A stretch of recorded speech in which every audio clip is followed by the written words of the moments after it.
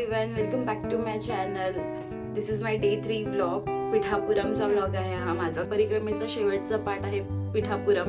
आणि I know खूप late झालाय मला हा व्लॉग पोस्ट करायला. I am so sorry for that. मला मध्ये काही व्हिडिओज शूट करायचे होते, पोस्ट करायचे होते. त्या दरम्यान मला इथे व्लॉग शूट करणं आणि पोस्ट करणं थोडा लेट झाला आहे. मी माझं इंस्टाग्राम अकाउंट हँडल तुम्हाला इथे वरती मेन्शन करते. मला इंस्टाग्रामला नक्की फॉलो करा.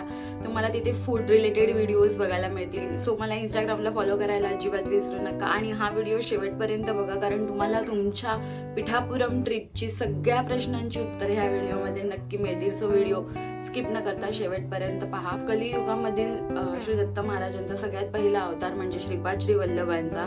श्रीपाद श्री वल्लभ यांनी 16 वर्ष पिठापुरमला वास्तव्य केलं आहे. आणि नंतर त्यांची कर्मभूमी कुरवपूर आहे. कुरवपूरचा व्लॉग तुम्ही बघितला नसेल तर नक्की बघा. माझा ह्या अगोदरचा व्लॉग आहे कुरवपूरचा. सो मी ते डिस्क्रिप्शन मध्ये आणि इथे सुद्धा मेन्शन करेन. सो तुम्ही तो व्लॉग सुद्धा न विसरता बघा. कुरवपूरची सगळ्यात इम्पॉर्टंट माहिती आणि सगळ्या प्लेसेस तुम्हाला माझ्या त्या व्हिडिओमध्ये बघायला मिळतील. पिठापुरमला जायचं कसं, सगळ्यात पहिला हा प्रश्न असेल तर पिठापुरमला तुम्हाला ट्रेनने जायचं. तुम्ही गाडीने म्हणजे तुमच्या पर्सनल व्हेकलने वगैरे जाऊ शकता, पण मी स्वतः तुम्हाला रेकमेंड करेन की तुम्ही ट्रेनने जा. मोस्टली लोक ट्रेननेच जातात बिकॉज 28 आवर्सचा जवळजवळ तो प्रवास आहे आपला. जायला 28 आवर्स, 28 to 29 आवर्स आणि यायला 29 to 28 आवर्स. म्हणजे मुंबईचा सांगते मी तुम्हाला. आणि मुंबईवरून तिथे जायला 2च ट्रेन आहेत. सो बुकिंग आहे ना, मी रिक्वेस्ट करेन तुम्हाला, बुकिंग तुम्ही 60 डेज आधी, जेव्हा ट्रेनचे बुकिंग चालू होतात ना 60 डेज अगोदर, तेव्हा बुकिंग करा. कारण ह्या दोन्ही ट्रेन्सला तुम्हाला वेटिंग जरी असेल तरी कन्फर्म तिकीट मिळणं खूप कठीण होऊन जाईल. ऑन द स्पॉट तुम्हाला मग एजंटकडून वगैरे तिकीट घ्यावी लागेल. मी तुम्हाला माझ्या फर्स्ट व्हिडिओपासून सांगते की सगळं प्रायरली करा, सगळं प्रायरली करा. त्याचं हेच कारण आहे, कारण माझे नंतर पिठापुरमच्या तिकीट्स कॅन्सल झाल्या. मला त्या कन्फर्म मिळाल्या नाहीत. मग मला एजंटकडून त्या कन्फर्म करून घ्याव्या लागला. आणि मग एजंटकडून जेव्हा आपण करून घेतो, तुम्हाला माहितीच आहे ते त्यांचे सुद्धा चार्जेस आपल्याला लावतात, प्लस तिकीट चार्जेस. सो खूप जास्त पैसे तिथे जातात. आय थिंक विनाकारण जातात ते. सो बुकिंग करूनच जा, बिकॉज वेस्ट ऑफ मनी करण्यापेक्षा बुकिंग केलेलं कधीही चांगलं. बाकीचे पैसे आपण आपल्या नंतर फिरण्यासाठी यूज करू शकतो. पिठापुरमला जायला एकतर पिठापुरमचं स्टेशन सुद्धा आहे ट्रेननी, किंवा मग सामलकोट जंक्शन आहे.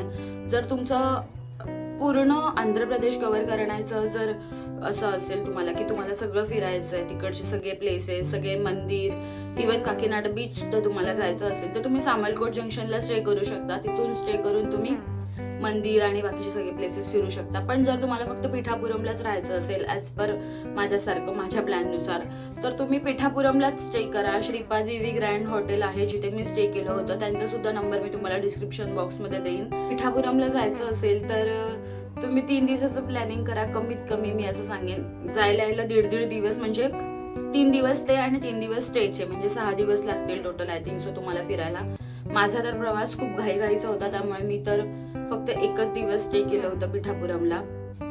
मला फक्त दर्शन करायचं होतं दत्त महाराजांचं. मला बाकीच्या गोष्टी नंतर मी परत कधी जाईन तेव्हा मी करेन खरंच. पण तुम्ही जर हा व्हिडिओ बघत असाल आणि तुमच्याकडे तितका वेळही असेल की तुम्ही पालखी सोहळा, आरती सगळं तुम्हाला अनुभवायचं असेल ना, तर प्लीज 6 दिवसाचं प्लॅनिंग तरी नक्की करा.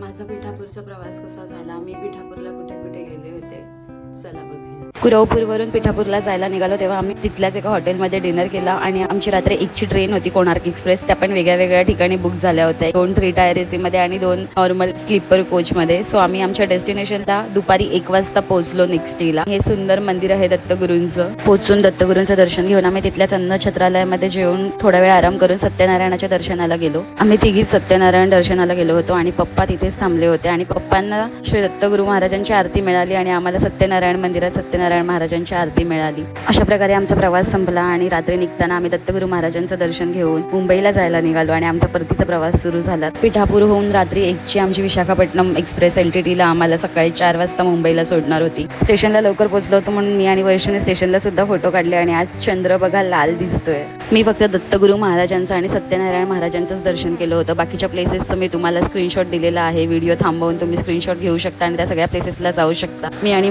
वैष्णवी मस्तपैकी आईस्क्रीम खाऊन सोलापूर स्टेशनला सुद्धा फोटोज काढले, कारण सोलापूर स्टेशनला आम्ही आमचं फूड ऑर्डर केलं होतं आणि मी पिझ्झा खायच्या इतक्या खुशीमध्ये होते की मी एक्स्ट्रा 2 पिझ्झा ऑर्डर केले होते आणि मग ते सगळ्यांना एक एक खायला दिले. आपल्या घरी परत येण्याचा आनंदच काही वेगळा असतो. माझ्या चेहऱ्यावर तुम्ही बघू शकता. That's it for today's video. आवडली असेल तर लाईक शेअर सबस्क्राईब करायला विसरू नका. Thank you so much for watching. Bye.